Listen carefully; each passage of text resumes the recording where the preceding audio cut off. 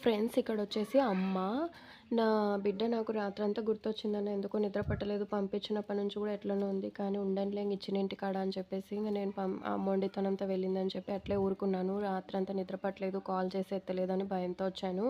Next Durgamma luck ఉందని మీరే మీద పడి చేసుకున్నారు. మేమైతే అసలు ఇవ్వలేదు కదా! వేరే సంబంధాలకైనా వచ్చుండేవాళ్ళము.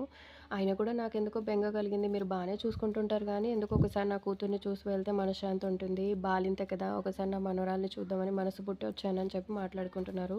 మా హస్బెండ్, మా మామయ్య, మా ఆయన మాట్లాడుకుంటున్నారనమాట. మా మామయ్య మాట్లాడుతున్నాడు.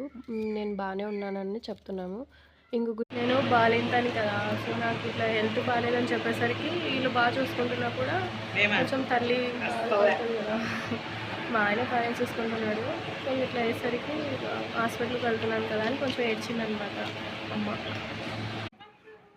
సో, పాపని బయట ఆడిపించుకుంటుంది.